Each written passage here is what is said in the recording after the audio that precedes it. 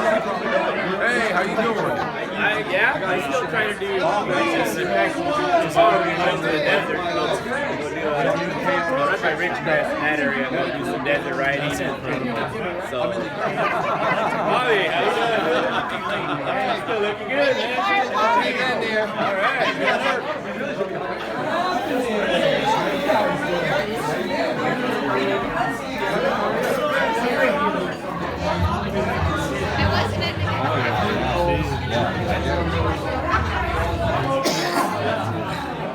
Damn, how young we once were. Once were, yeah. We were all skinny too and young.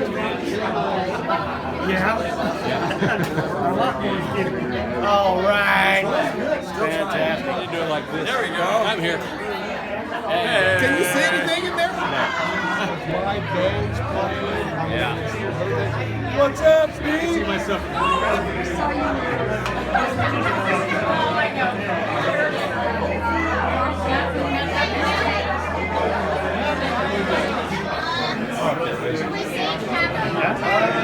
I'm gonna lick my fingers. Need a fork here? Hey, he made when he left Racor. So, of course, this doesn't go back as far as he was actually hired. As far as Steve does. Oh, speak up! There's a lot of old people here. Turn out your hearing aids. So you talking about 1975? Okay, we're talking. Okay, They threw away the stones already. That November 7th, That wasn't even dollars. 1975. Where's Steve? There you are. Am I right? Did I get that right? November 7th? 1975. Okay. And some of this could be wrong, but so you started as a welder. Is that correct? Started as an assembler. That is, okay. Well, you didn't go back I that went far. into welding. Okay. Everybody started. So- It didn't have electricity when he started. And then well, I'm sure there's stuff that happened before this. He but in- started as a assembler, I pushed for him to be a welder because he was a good welder. That's He was a right. welder. Okay. See, okay, we've got some people that know what went on better. Okay. And then September 1st of '90, you became a foreman and then a supervisor. You might have been that before that, but Yeah. that's the record. Okay. All right. Because somebody recognized a good The supervisor. talent. Yeah. Okay. Everybody's gonna take credit for you, Steve. It's not about you. And then, so from then, you were production supervisor, and you spent a lot of time on the Spin Online, and that's pretty much where your history with. Yeah, I went to the value stream manager. Yeah, the value stream manager. Okay. And I went back to the supervisor and the whole circle. Right. Okay. Okay. So now, Libby, let's turn, and then we're gonna let anybody that wants to get up. I mean, you guys have all the history, so I'm young. I got nothing.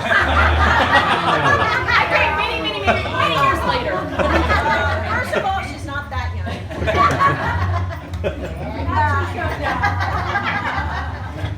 Well, I only got to work with Steve 30 of his 43 years. And I can tell you that Steve was the nicest person at Racor. No doubt he was. And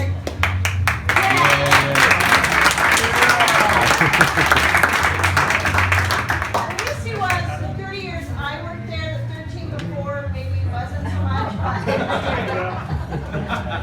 A couple of things, Cheryl said all the jobs that Steve had, but a couple that he had kind of off the record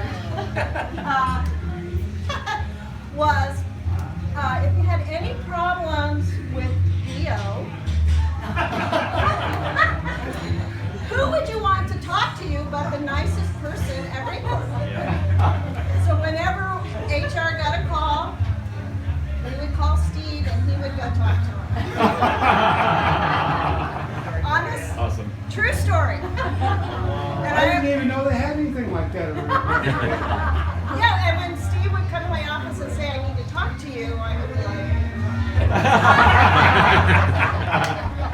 And another secret covert position that Steve had was HR would call Father Goose, as that was his code name. And he would, if we had any complaints or problems out in the plant, we would call Father Goose, and he would go out and investigate for us and let us know. Yeah. Because everybody trusts the nicest guy.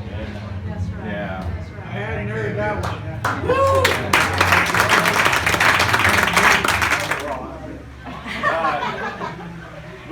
Gary would just, he was in, when we were at the paint room, the guys right next door, and Gary would go, hey, let's get out of here, let's go fishing.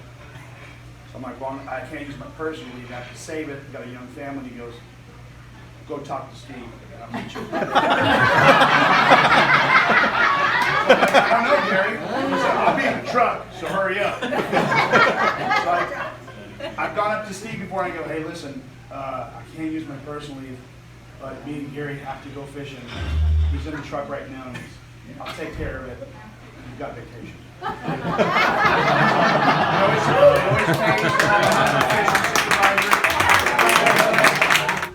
When he got there, he worked out in the plant just like the rest of us. We all started on the stand online, worked our way through the plant. But Steve, when we got talking, he was a really good welder. He was telling me, so he worked on the shop, he had a few welds, and then I started pushing him to get him in the welding shop. Speak up. Can't hear you. Okay, once we got him in the welding shop, we started doing all kinds of stuff. We were making dart guns. Gary still has that dark gun. Yeah. I'm not blaming Steve for it. Once back in the day, we used to do a lot of stuff. Steve was always angel. Everybody thought he was, but no, he mostly was. Check balls. Yeah, Yeah, it's all the little nylon ones. Oh, Hair ouch. dryers. Yeah. You know what you can do with a PVC pipe? Literally buy one and go home. You can, with air pressure, you can almost put it through the wall. Back in the old days, we were making, Here's the guy. we were making the 812s, the 806s, the 812s. I remember one tape one time, air went up. I don't know who made it, Steve, but a rip that blew off and went through the air conditioner. And another one hit the ceiling back in the I remember that one. Put a dent in the ceiling. I mean, these are pressurized things. Yeah. But, yeah, that was, we had a bunch of welders there, and we was good times to Racor. The company was really growing at that time. So we had some really great times about it. I'm not gonna say anything else, Steve.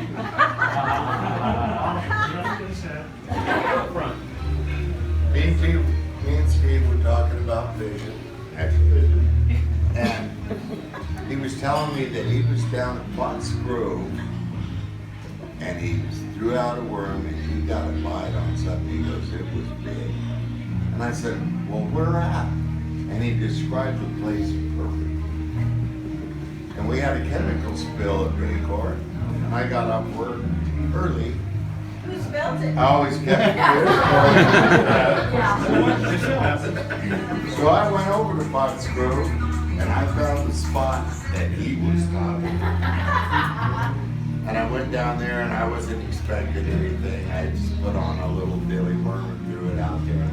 Got a little tap, and I thought it's going to be a crappie. I'll just yank it up on the bank. But when I set the hook, that crappie was jerking back on my arm like this, and that's not a crappie. Crappie's a hook. So it yanked back and it got off, and I was shaking. I got that worm settled on there, and I threw it back out there, and I caught that bass. It was about 7 pounds. Wow. Biggest bass I had ever caught at the time. I even stuck it in the back door of Racor and had it wait. Then I found out that this man does some excellent taxidermy, and I still got that bass in my shop above my door. Oh, thank you. Right on, Steve.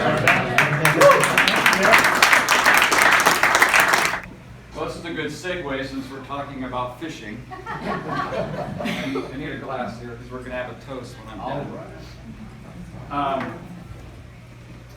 I know everybody's going to tell you all the nice things about Steve and what a great guy he is. The nicest guy at Racor, you know, and how he was such a great worker and how he kept others in front of himself, you know. You're going to hear all those stories, but here's one you probably haven't heard. He may not have heard this one. May not want to. Steve invited me to go fishing once. He may not even remember this, because I had first started there. He asked me to go fishing, so I said sure, and he told me where to meet him.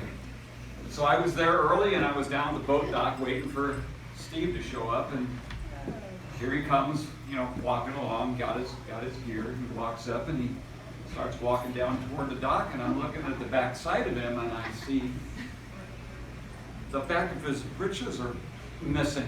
And so I'm thinking, why in the world did he cut the back side out of his breeches?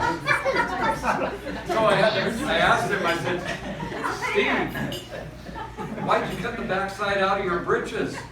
He says, well, it keeps the gnats out of my eyes. So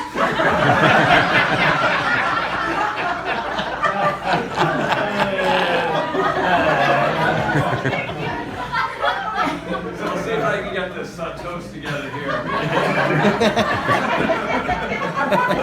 don't remember that. Well, you're getting a little older. Memory kind of vivid memory. May your fishing days be long and the waters be calm. May there be no clouds in the skies and no gnats in your eyes.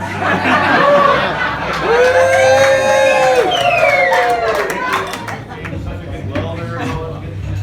You know, so when Richard was our lead, and Steve's in there working, and I'm working hard too. And so Bobby comes strolling into the welding shop, you know, and he sees Steve, they go in and start talking. Richard's the lead, he's watching me opens the curtain up. All right. Like an hour later, he's watching he opens the curtain up. They're in there talking, he goes, another hour goes by, he opens the curtain up. He goes, I give up. You know, Bobby's manager, what are you gonna do? Yeah. So, you know, did he really do all that work? It was just that easy. You know, that's about it. I don't want to go too far. First of all, the Bible says that all good things come from above. And this is a good thing. This is a group of friends that have become family to me. And through the many years. And this is, you're going to hear this word while I'm up here, blessing is the best word I can come up with. To try to say it's all good, it's all great, it's been wonderful, that just doesn't cut it. It's a blessing. So first of all, thanks be to God for taking care of me, through you, all of us together, taking care of our family through the company. All the good things come from the Lord. Thank you for that. Secondly, thank you to my wife. My wife had to hold the fort down while I did my 43 years with our special needs daughter and all the kind of things, along with the other kids coming up. I assure you, 24/7 she had her hands full. And a lot of times I couldn't be there to help out. And she did an awesome job and allowed me to be able to have clean clothes to get to work, be able to get there. She always made the exception to make sure that I was there on time. So thanks to my wife and thirdly, thanks to all of you. No one steps out as an individual and just say they're the ones that did it. It took everybody working together and finding the kind of connections and the communications that we needed to make. And we did that very well with this group right here. I mean, we're looking at, I can't even tell you how many years are sitting here in front of us about the things that we had to overcome. And I'm so blessed to be able to have such, like I say, a family now that has come from friends. So thank you to all of you for making this day special for me. And then there's also the thanks to be able to say, you know what, I had some very hard times throughout the years. And if it wasn't for HR and management to be able to step up and say, Steve, you need to go take care of your family, I wouldn't have known how to make it. So once again, Bobby, thank you so much for standing behind me, taking care of me on that. Mary feels the same way.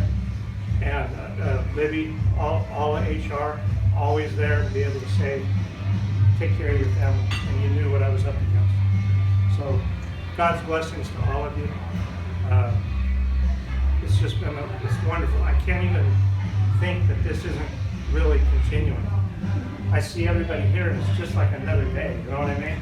And over the time that we've been apart, it just seems like there's been no time. So where do I go from here? Well, I'm still not quite out of the mode of thinking that I'm still at work. I drive by Racor and I was laughing with Chris. Sometimes the gates get stuck and I know how to get in there and get that fixed. So I check the gates as I drive by, make sure they're still closed, and trying to see if I see any cars that shouldn't be there, all the kind of stuff. So, and Mary knows. Usually drive by the place and she goes, you're still checking on it, aren't you? So we're doing that kind of stuff. So it's been a little bit, I don't know, it's been kind of a whirlwind. My last day was March 1st, and we immediately went to Disneyland, and I spent some few days with my grandson and my daughter and son-in-law, my wife. We all kind of there, kind of in the rain and having a good time. But we were doing that, then came back and started picking up from all the things that were left behind. Things got very busy towards the end. You know, we did some 9-hour days. A lot of the times we did 6 days a week.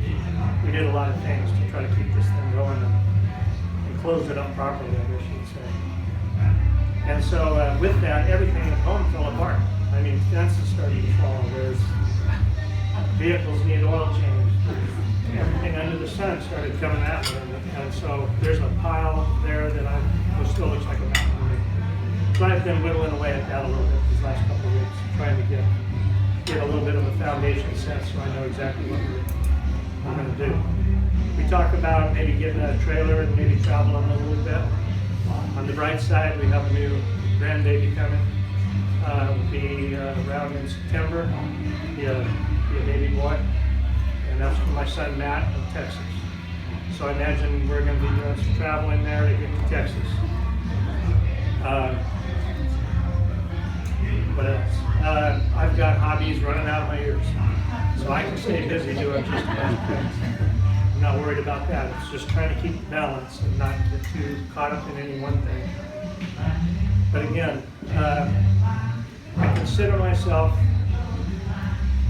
the wealthiest of men with the ideas of the friends and the relationships that I've came from this journey. You know, there's nothing that I would change at this point. I look at everybody and it's just wonderful thoughts, wonderful years, and all that. That's what I think about all the time. There's nothing's going to change from that. Nothing's going to be recreated that way. This is it. I am so blessed to have you all here, the relationships that I have here. You guys are amazing people, and such good times. So with that, I'm just trying to get used to my new phone. Remember, I have this little iconic. The one I got in my pocket. Anyway, I didn't have the ability to do that predictive texting or whatever, Right. which has caught me off guard a few times. What I want to say and what I said, she said, is a couple of different things. You know, like, I want to send everybody a, hey, I'm officially retired. You hit, you know, RET, and if you go into, hey, everybody, I'm officially retarded. And then send it on.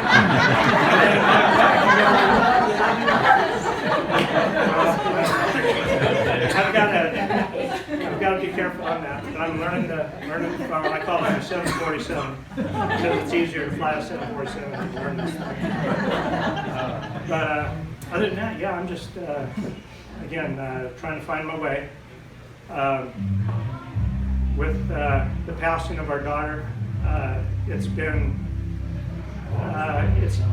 a different way to approach what we believed was going to be our future. 62 had a kind of a real iconic number for me. It was going to mean that I was going to be able to support at home, finally help Mary with her, and all of that. But the Lord saw it differently, and she's our greatest blessing that way. There's nothing to say about that other than the fact that we're blessed. She's with us every day right here in the heart. And so we try to find our way, but sometimes you feel like you got the energy and you're ready to go, and then all of a sudden you realize, well, that's not going to happen today. So we find our way. But other than that, folks, thank you. It's just not the word to say. It's so much more. Again, you all are a blessing to me. And thank you so much for putting this together. I wouldn't have had this happen. I wasn't one to come to the forefront and try to coordinate, but you're kind enough to pull